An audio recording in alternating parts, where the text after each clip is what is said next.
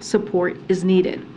FEMA Administrator Deanne Criswell will travel with the president, and while in California, the president will be joined by Governor Newsom and other elected officials. The president has been closely monitoring the situation in California over the past several weeks and is being regularly briefed by his Homeland Security team. Throughout this time, he has remained in close touch with the governor and also local officials on the ground. As you all saw, President Biden approved Governor Newsom's request for an expedited major disaster declaration Saturday evening, providing federal support for debris removal, emergency protective measures, and individual assistance to survey whose homes have been damaged or destroyed by the storm. And we have over 500 FEMA and other federal personnel have already deployed to California to support response and recovery operations and are working side by side with the state to ensure all needs are indeed met on the ground. This Sunday, the White House will commemorate what would have been the 50th anniversary of Roe v. Wade. Vice President Harris will travel to Florida to deliver a major address on the fight for women across America to have access to reproductive care and make their own health care decisions. 50 years after the Supreme Court's 1973 decision in Roe v. Wade, ultra-MAGA Republican officials continue to push at all levels of government for extreme legislation rolling back women's fundamental rights, including a national abortion ban. At the state level, more than 60 anti-choice bills have been produced for the 2023 legislative session, including extreme proposals going as far as threatening women with felony charges for accessing care. In stark contrast, the president and the vice president remain committed to fighting these extreme attacks on women and expanding access to reproductive care however they possibly can. This Sunday, the president will speak about the fight to secure women's fundamental right to reproductive health care in the face of these attacks.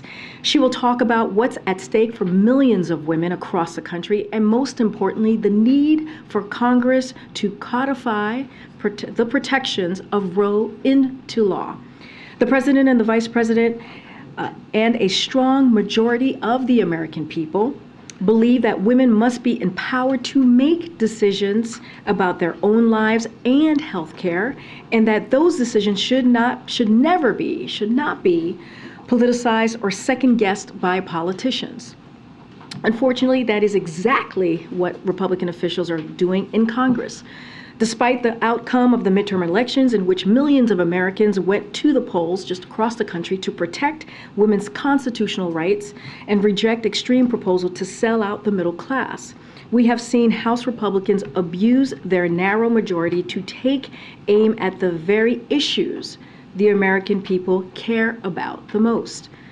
In addition to attacking women's health care, we've already seen House Republicans try and undercut the progress President Biden has made rebuilding the economy from the bottom up and the middle out. Today, we got our news of even more progress tackling inflation, bringing costs down for Americans. Both producer and consumer inflation has now fallen for about 6 months straight. And consumer spending remains strong, with retail sales in December about flat when adjusted for inflation. That adds up to historic progress. President Biden inherited an economic crisis and turned it into the strongest 2 years of job growth on record. The United States just hit the lowest unemployment rate in 50 years because of his economic plan. Again, his economic plan for the American people is indeed working. But as he is fighting to bring costs down more and ensure that middle-class families get a fair shake, House Republicans are advancing an economic plan that will take tax cuts for the rich, higher prices, and cutting social security and cutting Medicare as well. Their very first vote of the new Congress was a bill to worsen inflation and tax welfare for the rich. They want to impose an unprecedented tax increase on middle-class families in the form of a 23% sales tax in order to provide even more tax giveaways to the super rich and big corporations. They're going to vote to raise gas prices and deprive Americans of relief at the pump, and they're threatening to kill millions of jobs and 401k plans by trying to hold the debt limit hostage unless they can, again, cut Social Security, cut Medicare, cut Medicaid.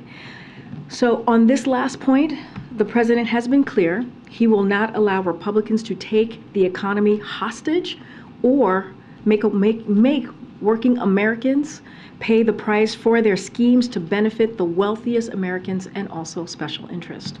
With that, I say this all the time, Josh. I haven't seen you in a long time.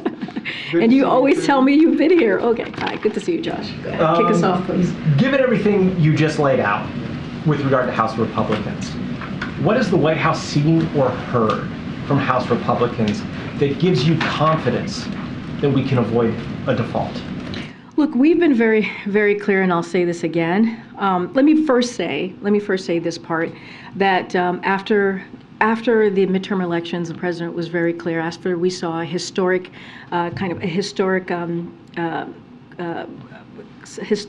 when it comes to a Democratic president in 60 years being able to have a successful midterm. When you look at what we saw in the Senate and we look at the red wave that never happened, the president said, the American people spoke very loudly and very clearly. They want to see us work in a bipartisan way. So the president wants to do that. He's looking to do that.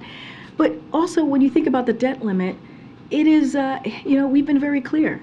The debt limit has been something that has happened 3 times. If you look at just the last administration in a bipartisan way, it is something that should be done without conditions. We should not be negotiating around it. It is the duty, the basic duty of Congress to get that done. And so we're just not going to negotiate about that, because again, it was done under the last president. It was done 3 times, again, in a bipartisan way. There is no alternative to Congress' responsibility here to address the debt ceiling. Treasury makes millions of payments each day. Their system is built to pay our country's bills on time. It's not set to make the United States delinquent by paying our bills.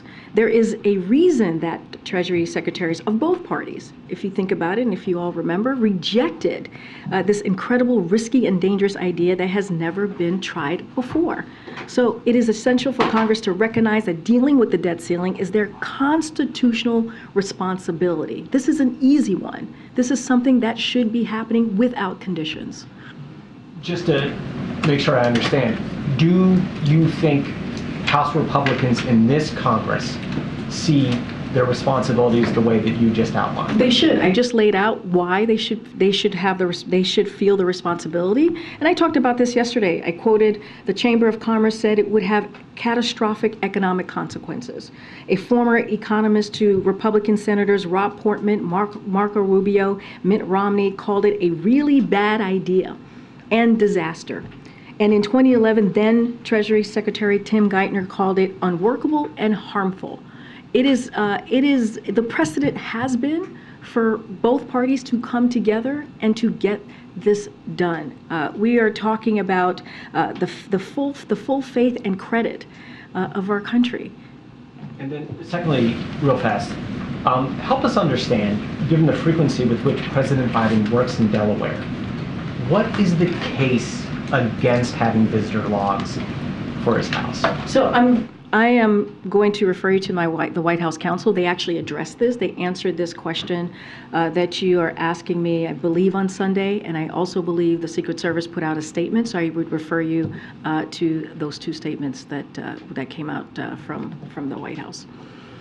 I'm actually going to go around. I got a lovely letter from Tamara Keith, your president of the White House Correspondents Association, and she asked that I go around. So I'm going to do that. Go ahead, Courtney.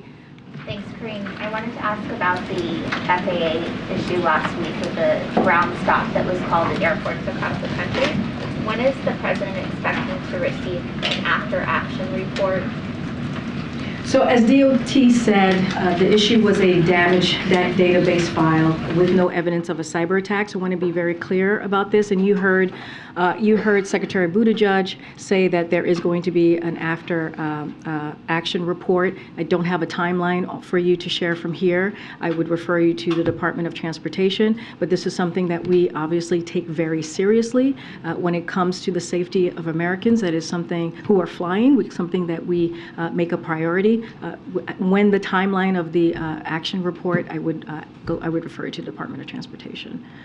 Also, this year Congress will have to reauthorize funding for the FAA. Is there anything that the president wants to see specifically in that bill that pertains to what happened last week?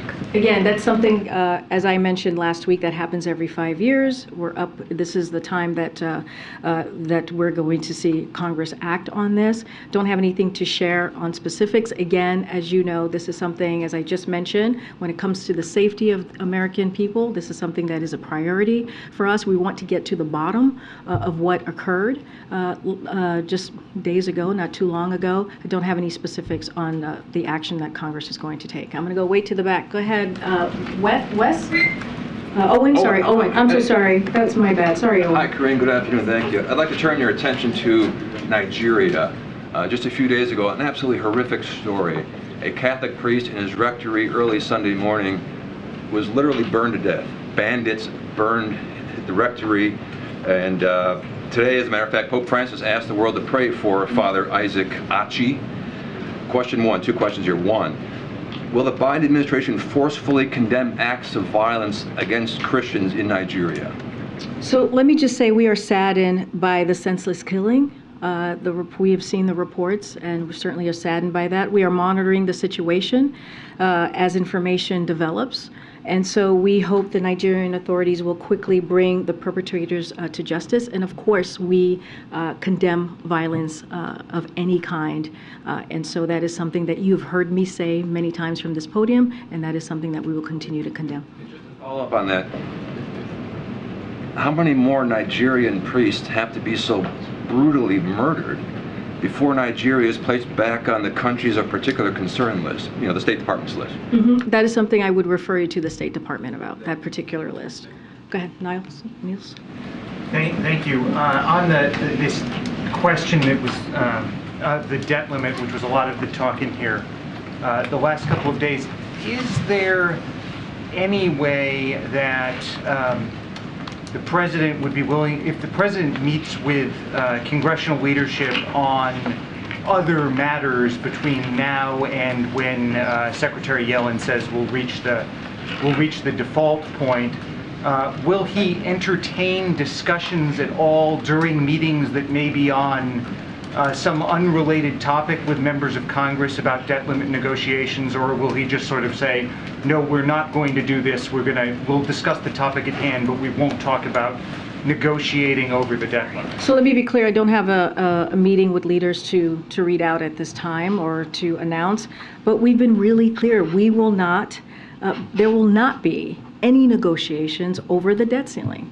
We will not do that. It is their constitutional duty. You think about how Congress has dealt with the debt ceiling for the past several decades. It is their responsibility, their constitutional responsibility to act. And so, but more broadly speaking, at the start of this new Congress, I've mentioned this before and I'll mention it again, we're reaching out to all members from both sides of the aisle so they make sure that they know who to reach out to when it comes to the Office of Legislative Affairs so that we continue to build those relationships. Again, in the past, there has been bipartisan cooperation to address the debt ceiling, and that's how it should be. It should not be used as a political football. That is not how we should be moving forward here. Our outreach is deliberate to ensure Congress knows that the debt ceiling must be addressed, again, without conditions. But always, I'm not going to read out any specific meetings or I don't have anything else to read out about the president meeting with leadership. Can I just follow up on something that Courtney just asked, actually? Senator Schumer says that the FAA administrator nomination is going to be a priority in the coming weeks. Are there, and I understand that's a priority for the president as well, do you have any other priority nominations that you would like Senator Schumer and the Senate Democrats to take up first. So let me just say, we certainly welcome and appreciate Senator Schumer's supportive comments this weekend, as you just mentioned, and look forward to working together to confirm Phil Washington specifically as FAA administrator. Let me just add that FAA, as I just said to Courtney, is a key agency with crucial safety mandate, and the President has nominated an experienced, qualified candidate who currently runs one of the busiest airports in the world to lead the agency. And so we will continue to work with Senator Schumer, Senator Cantwell, and others to seek the swift confirmation. So clearly that is important to us. Look, we're going to continue to, as I talk about the swift confirmation, not just of the FAA administrator, but many other crucial, high qualified nominees to serve across the administration, and we will be renominating a number of officials in the upcoming weeks. And when we have updates to share, we certainly will share that. Okay, go ahead, Tia. Go ahead, Tia. You mentioned Vice President Harris is going to speak on the anniversary of the overturning of Roe v. Wade. Is the administration going to announce any initiatives or policies for protecting abortion access, particularly to women who get their pills by mail? So let me just say the administration has taken actions with our limited authorities to expand access to care. The President has issued 2 executive orders. You've heard myself talk about it. Jen Klein from the Gender Policy Council has been here to talk about the executive orders that the President has put forward. It is to safeguard access to abortion and contraception, ensure that everyone has access to health care free from discrimination, defend the right to travel across state lines for medical care, protect the physical safety and security of clinics, providers, and patients. And also earlier this month, the FDA announced an independent evidence-based decision to expand access to medication abortion through telepath and at pharmacies. But we've been very clear. The President has been very clear. The Vice President has been very clear. The only way to restore the protections of Roe is for Congress to pass a national law codifying the right to choose. No executive action will actually deal with that the issue that I just laid out. We need to codify Roe, and that's what you're going to hear, continue to hear from the President and from the Vice President. Don't have any other specific actions than what I just laid out. Okay, who else? Todd. Thank you.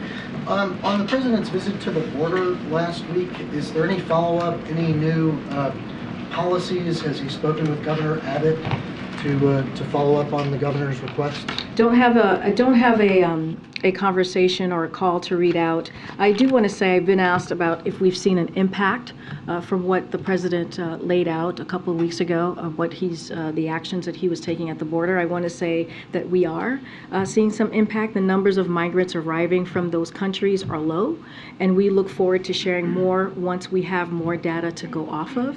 Additionally, the first individuals authorized to live and work legally in the United States under the expanded program started arriving just last Tuesday, within 5 days after the launch of the program. Hundreds more have been vetted and approved for travel and can book a flight to the United States to arrive on time. But I want to be very clear. Again, we need Congress to take action. The President has done what he can, from the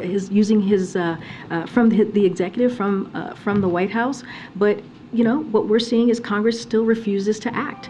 The President is going to use every tools available, as you have seen him do these past 2 years, to manage a mass migration event impacting the entire Western Hemisphere, but not only just one city, right? We've seen it just across the board. So he's taking the steps. He's going to continue to take this very seriously when we think about the border security. But again, Congress needs to act. Republicans need to act. And if they really care about this issue, this is an opportunity to reach across the aisle and work with us on this. Okay. Yes, ma'am. Oh my gosh.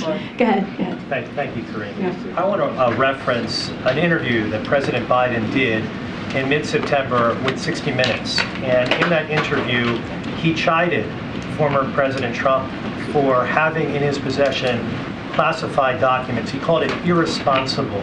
First of all, do you think it was proper for President Biden to comment on an ongoing DOJ investigation?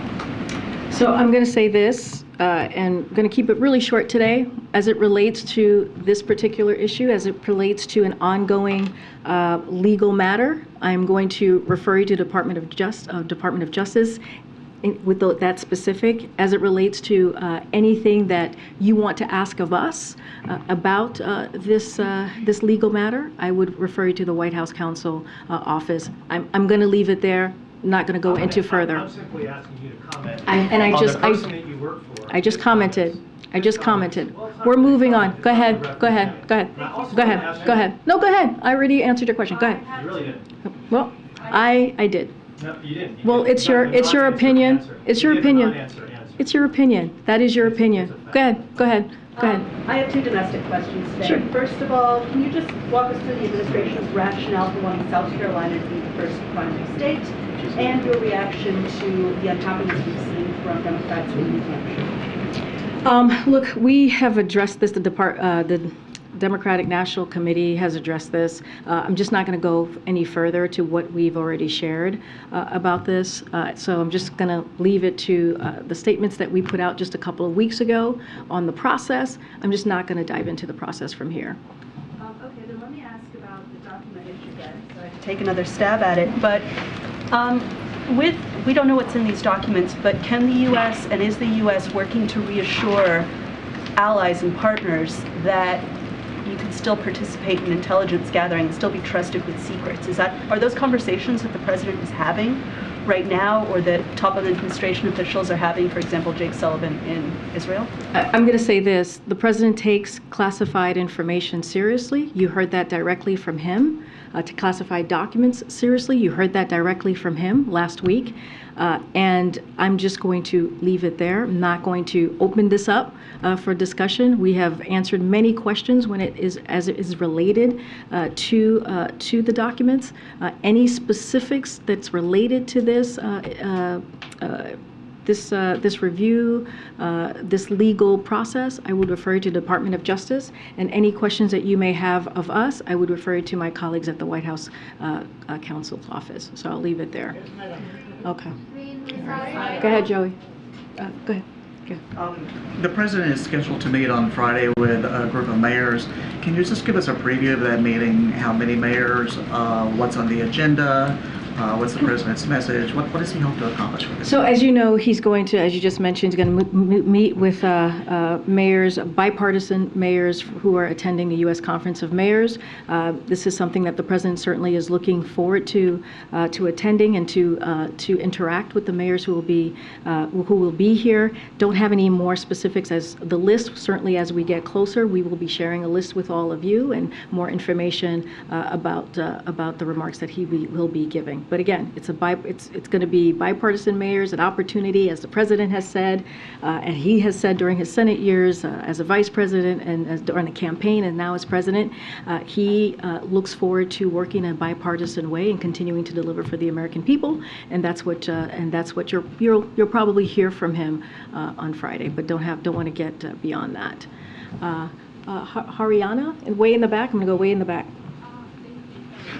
It's been over a month since the U.S.-Africa Leaders Summit take place, and I would like you to give us an update what have been done so far in order to accomplish all the agreements and projects that have been agreed upon during the summit.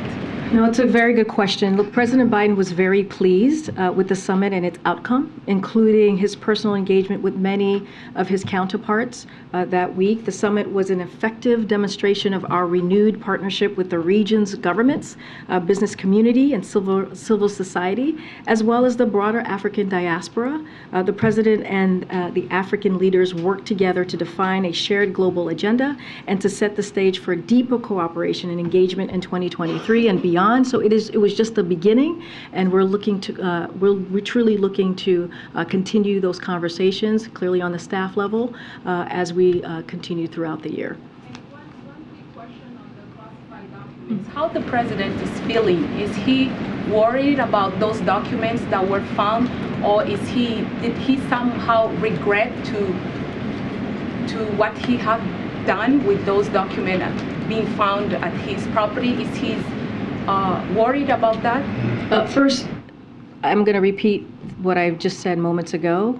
He takes this very seriously when it comes to classified documents, when it comes to classified information. He was unaware that the documents were there. You heard that directly from him, from the president. Twice he spoke to this just last week. And his team is fully cooperating with this process, with this ongoing legal process. Anything specific dealing with this issue, I would refer to the Department of Justice or the Special Counsel, and I'll leave it there. Okay, I'll come down. I'll come down. Thank you, I appreciate it. The White House today put out this really sharply worded statement about the committee assignments, the Oversight Committee assignments. Marjorie Taylor Greene, Representative Gosar, Representative Boebert getting these assignments on the Oversight Committee. The statement said, handing the keys of oversight to the most extreme MAGA members in the Republican caucus who promote violent rhetoric and dangerous conspiracy theories. Given this statement, does the White House view the Oversight Committee as even legitimate? So look, I've been very clear, and I just said this moments ago, the president intends to work with both parties in good faith, if they choose to, and make more progress on behalf of the American people. He has said this, we will continue to say this. But unfortunately, to your point, Mary, on some of these key committees, it appears that House Republicans have handed over the keys to the most extreme MAGA members of the Republican caucus. This is what we're seeing from the other side of Pennsylvania Avenue. These are members who have promoted violent rhetoric and dangerous conspiracy theories, including suggesting violence against political opponents, trafficking in anti-Semitic lies, and defending and downplaying a violent insurrection against our democracy. Many of you covered what we saw on January 6, 2021. And so Republican leaders should explain, they should have to explain, not us, they should have to explain why allowing these individuals to serve on these committees and come clean with the American people about the secret agreements, the secret deals that were made with these extreme MAGA extremists that are currently in the House. And so that is something for them to respond to. That question goes to them. Sounds like you don't view the committee as very. I did not say that. I laid out what the president intends to do.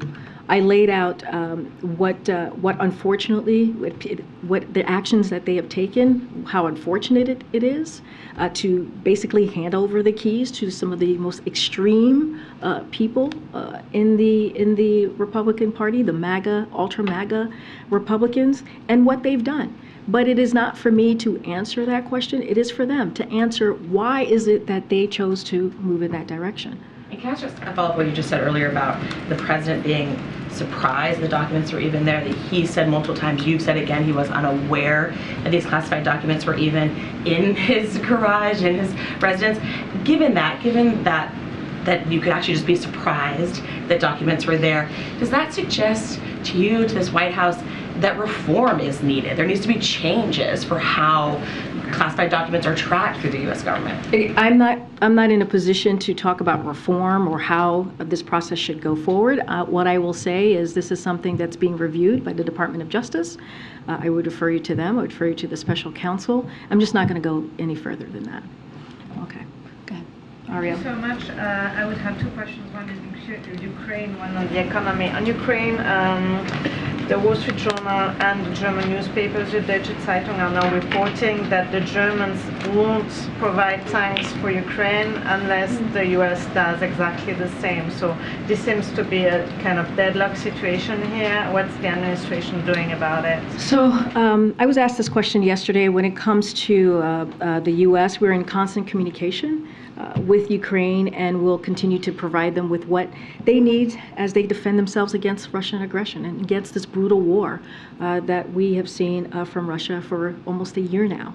But I don't have any new announcements to share of any types of security assistance to preview. Look, when it comes to other countries, the president believes that each country should make their own sovereign decisions on what steps of security assistance and what kinds of equipment they are able to provide Ukraine as, again, Ukraine defends itself against Russian aggression. So, for instance, we welcome Germany's recent announcement that they will send infantry fighting vehicles and a Patriot missiles battery system to Ukraine. We also support the decision by the UK over the weekend to send Challenger tanks to Ukraine. And we have seen incredible solidarity by nations around the world to support Ukraine. But it's not for us to speak to. That is each country's decision to make their own sovereign decisions on this. As it relates to the U.S., we have been, as you know, the largest provider of security assistance, of humanitarian aid. We will be standing by with the Ukrainian people and helping them in any way that we can to defend themselves until throughout this process. But I don't have any announcements to make at this time. The president has been quite optimistic in his latest statements about the possibility of a soft landing for the economy, but at the same time we also have massive layoff announcements like Microsoft just today. Is this a matter of concern for the White House? So that is something, as you know, that we watch closely anytime there are reports of Americans losing their jobs. President Biden knows firsthand the impact of losing a job and what that can have to your entire family. This is something that he knows and understands very well. I don't have a comment on specific moves announced by particular companies. As you know, we are very careful from here talking about private companies, but more broadly speaking, layoffs remain near record lows according to job openings data. We found out this week that 10 million new small businesses have been created since President Biden took office. I talked about this from this podium just yesterday. And similarly, third quarter GDP revision shows that the U.S. economy continues to grow and add jobs. We've also seen companies like TSMC, IBM, and Hyundai announce new investments doubling down on building technologies of the future like chips and AI and electric vehicles in the U.S. Companies across the economy are continuing to grow and invest in the United States. But again, of course, this is something that we watch very closely. Okay, go ahead, Sabrina. Thank you so much. And welcome back. Thank you. China reported that its economic growth fell to 3% last year and its population dropped for the first time since 1961. Is the administration concerned about China's relative economic weakness, and do you think that this raises the likelihood of an economic downturn in the U.S. and the global economy this year? So look, I'm not going to comment on how China handles its own economy, but what we are focused on is our approach, which has to ensure that the United States economy remains resilient. And that's the president's focus. And when we're talking about resilience, we're talking about resilience in the face of global challenges and has helped spur a historic recovery. That is what we have seen in this president's first 2 years of his administration. We'll continue our work to make progress on reducing prices and investing in our infrastructure, manufacturing, and clean energy economy. And so we, of course, monitor all global developments and will continue to stay in touch with our partners, allies, and key market sectors, including China. As you have seen, Secretary Yellen is in China, and she's going to be meeting with China's vice president on Wednesday, which is today. And so, again, she's there currently right now in China.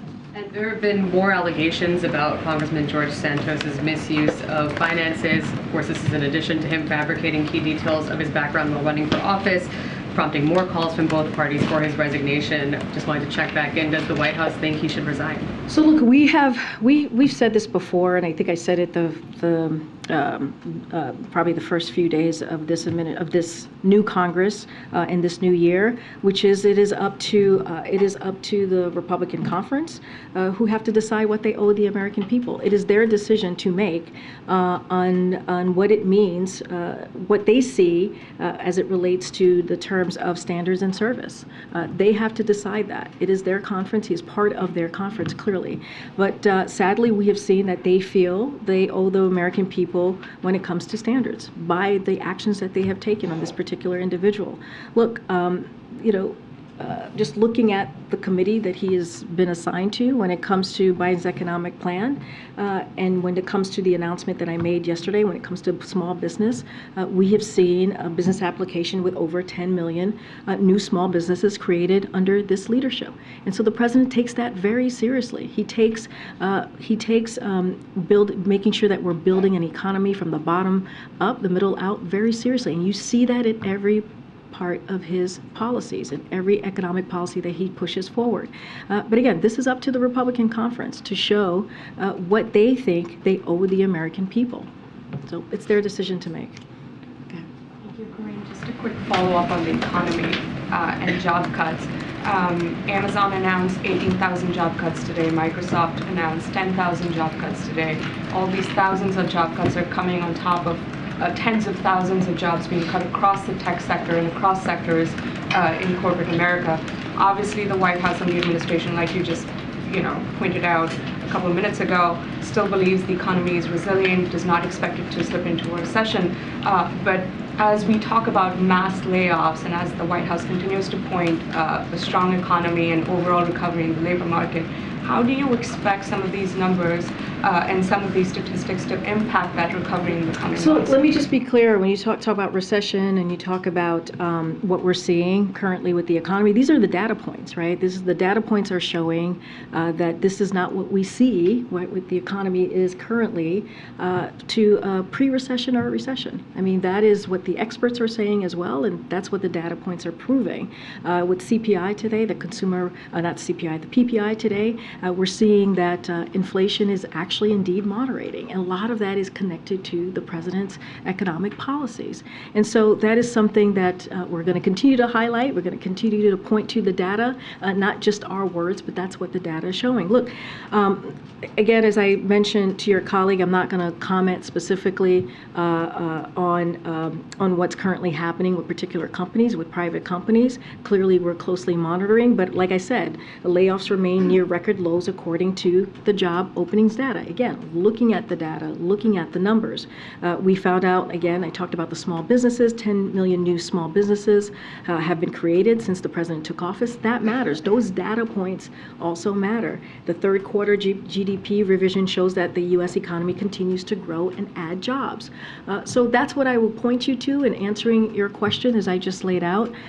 But again, we are seeing we're seeing the president's economic policy actually working, and I think that's important as well. Is there more work to do? Always more work to do, and you hear that from us as well. So no immediate concern from these tens of thousands of What I'm saying is we're going to closely monitor this. We are always keeping an eye on these things, but these are private companies that are making decisions, and we're just not going to comment. And a quick one on China, if I may. You were talking about Secretary Yellen. Treasury announced today that she's planning to go to China.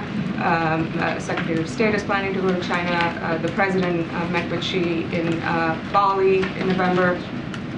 Clearly, there is sort of momentum in some sort of rebuilding of ties between the two nations. Going forward this year, should we expect the administration and the White House to perhaps tone down its rhetoric against China and really focus on rebuilding the relationship between the two I think economies? we've been very clear on our approach with China. That hasn't changed. We're looking for a competition, right? That's how we see our relationship with China, and that hasn't changed. It's not going to change when the president walked into the administration in 2021, and certainly not going to change in 2023. Go ahead, Karen. I actually have an answer for you on the question you asked me yesterday. So I said I would just say yes. Okay, if you have a response. This is the New Mexico, I believe, right? Yes. Okay, so the allegations here are horrifying and shocking, and it's a miracle that no one was hurt.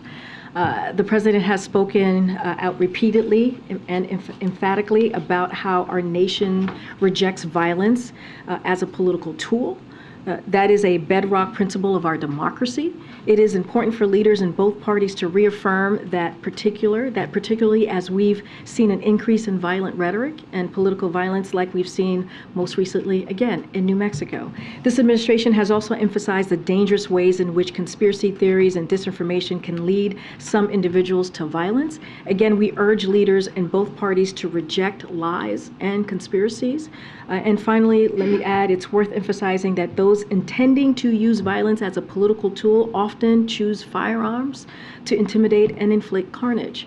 And so that is why this administration has made strides to address firearms, but also has urged more to be done. Again, it's horrifying and shocking, and we're just glad that no one was hurt in this event. And if I can also ask you, I asked you last Friday, and I know that there was a formal request from the WHCA to have Richard Sauber come to the briefing and take questions. To follow up on that, would you commit to having the White House counsel come here and take questions? That is something that I would refer you to the White House counsel's office. They have been engaged with all of you. I know, again, they did a 45-minute call with many of, if not you, many of your colleagues. Somebody here had said 30 minutes, but it was not. It was actually 45 minutes. They miscounted. And so that was important. They will continue to engage with all of you. And so again, I would refer you to the White House counsel's office on this, and any specifics to the ongoing legal matter, I would refer you to the Department of Justice.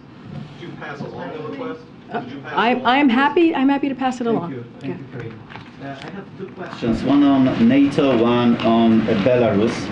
There's an impasse between Sweden, Finland, and Turkey over Ankara's demands related to Sweden's and Finland's NATO accession. So I'm wondering if you consider those demands reasonable, and if not, does the President consider Turkey a reliable NATO ally? And the second question on Belarus, a trial of a prominent Polish Belarusian activist, Andrzej Poczobut, has started in Belarus yesterday, and he's facing 12 years in prison for just criticizing Lukashenko's regime.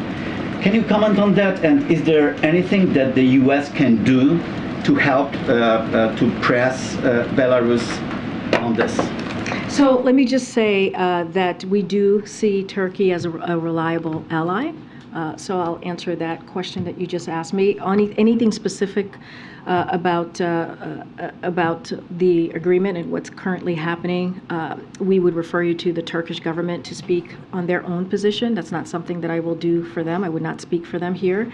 What I can say is that we have been a strong supporter of Finland and Sweden's applications for NATO membership and worked with the Senate to move quickly to ratify their applications. You saw, you all were here and saw Finland and Sweden's leadership here with the President not too long ago. We have welcomed the rapid ratifications by our allies, and we urge all remaining allies to complete their own ratification process as quickly as possible. To your question about Belarus, so we condemn the regime's blatant attempts to intimidate and harass peaceful protesters, members of the democratic oppositions, journalists, unionists, activists, human rights defenders, and ordinary Belarusians. These politically motivated trials are just the latest examples of the regime's effort to intimidate and repress those who seek justice, respect for human rights, and democratic Belarus. And a democratic Belarus, I should say. To respond to these human rights abuses, the State Department recently took action to impose visa restrictions on 25 individuals for their involvement in undermining Belarus's democracy. The U.S., the United States, stands firmly with Belarusian people and their democratic aspirations. I'm going to keep going. Thank you, Karine. Just to be clear, my question's about procedures here at the White House and not about anything specific related to the DOJ investigation. So I'm just wondering how this episode has prompted a review of the process in which staffers handle classified information and how they are turned over to National Archives during a transition. And to be clear, I'm going to refer you to my colleagues at the White House counsel's office. They will be able to address that particular questions. I'm just not going to address something that is even related to an ongoing legal process. Why not? I mean, I'm having a hard time understanding why I just said questions about procedure and I just said to you, the White House counsel's office will be able to address that question. Is President Biden satisfied with the current SOP of handling classified materials here and turning them over to National Archives? Again, I will refer you to the White House counsel's office. They're the people who would be able to answer that question about classified information. So just to be clear, from this point on, are you not going to be taking questions about the classified documents? I have been very clear over and over again. We are going to be prudent here. We're going to be consistent. This particular matter is being looked at. There's a legal process currently happening at the Department of Justice, and I'm going to refer you to the Department of Justice on any specifics to this particular case, and anything that has to deal with what we're doing here, I would refer you to the White House counsel's office. And let me remind you, this is not a new process here. We've been doing this for the past 2 years. Anything that is related to a legal process, a legal matter, we refer it to the Department of Justice. There's nothing new in our process here. Thank you, Karine. Since so many of our questions have been referred to the DOJ and to the White House counsel's office, I'm sure you can understand that we're in sort of an information blackout where DOJ refers us to the special counsel. They're not holding any briefings. White House counsel refers us to DOJ. So if you are not able to talk about this from the podium, would you invite a DOJ official to take our questions here to the briefing? No, you would have to go to the Department of Justice. That is not, this is a legal matter that is currently happening at the Department of Justice. And the President has been very, very clear when it comes to these types of legal matters, when it comes to investigations, he's not going to interfere.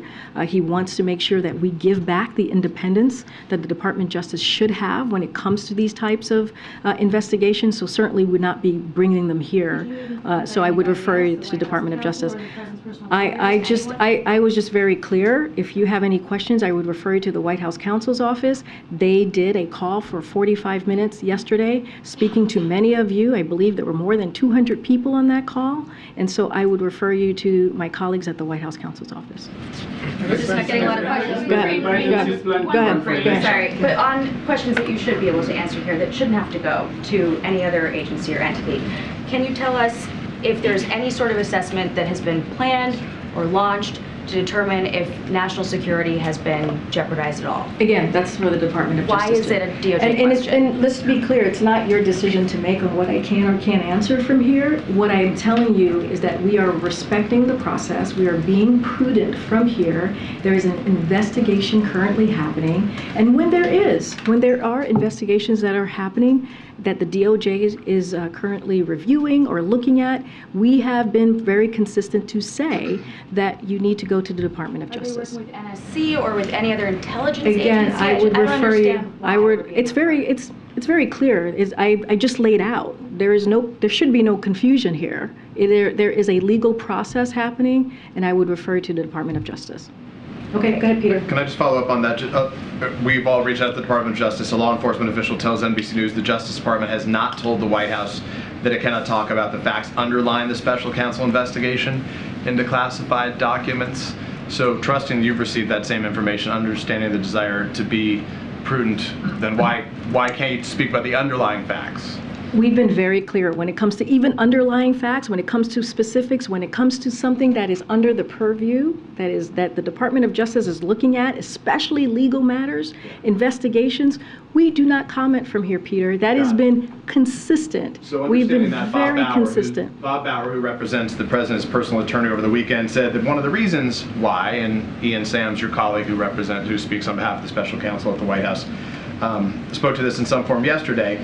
But he said one of the reasons why they shouldn't reveal further details right now was regular ongoing public disclosures also pose the risk that as further information develops, answers provided on this periodic basis may be incomplete. When the White House did release a statement, the President spoke out on January 9th, the risk of incompletion was a function of the White House's decision not to share all the information it knew, in fact, because we knew on November 2nd, and the first discovery was made. We knew the second discovery was made on December 20th. So there's a risk of incompletion, but will you concede that it's the White House that has been incomplete in its provision of information when it did choose to speak out publicly on January 9th? My colleague actually dealt with this question on the call yesterday on the White House counsel's office. He made the same point as you, about the risk of incompletion. And I would refer you to the White House counsel's office.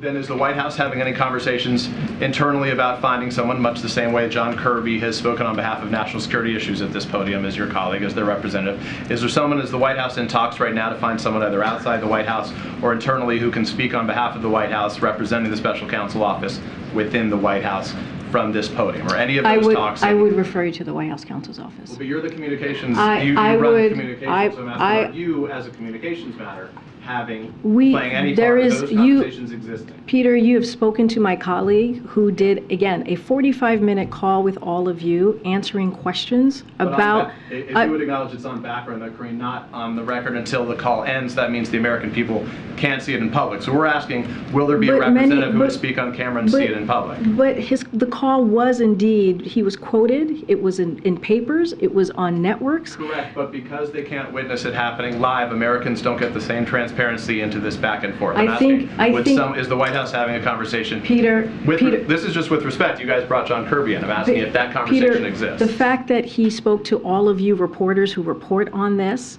and then you all reported on it back to the American people, I believe that is transparency. I believe that he shared information, he answered your questions that you believe that the American people wanted to hear, and he answered those questions. So and he took 45 minutes to do that. Anything else that you have on this, Peter, I would refer to the White House counsel. Peter, I'm not. We just went back. Peter, are you having a conversation about adding a member to the staff to speak publicly on this? Peter, I actually just answered that question. I said we have someone currently. So that means no. We have someone currently who answered your questions for 45 minutes on a call and took your questions. Yes. Took your questions about this particular issue. Correct. He will continue to do that. He will continue to engage with all of you, right, on this issue, on this legal process that's currently happening from the White House counsel's office. After that, Peter, I don't have anything else to share. Go ahead. Go ahead. Last question. On the debt limit. I know that the White House says that you're not going to negotiate with Republicans on sort of, concessions or anything tied to it. Does that mean that the White House, the president, is dissuading other Democrats on the Hill from engaging in those conversations and those negotiations with Republicans? What we've been very clear about is that in the last administration, the debt ceiling was dealt with 3 times in a bipartisan way. And so that's what the president wants to see. It is their constitutional duty for Congress to deal with this issue.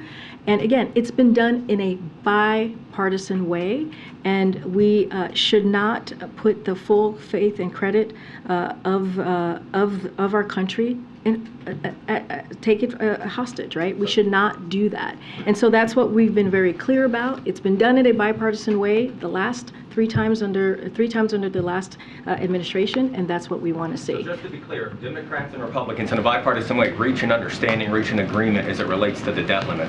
The president would accept that. We've been very clear. There should not be any negotiations around here. We should not be stepping around dealing with the debt ceiling. We've been incredibly clear here. This is an issue that is a constant, the basic duties of Congress to take care of, to handle. And so we're going to continue to say that. We're going to be very clear. It should be done without conditions. Thank you, everybody. President Biden prepared for his sons to be his legacy when it comes to prosperity.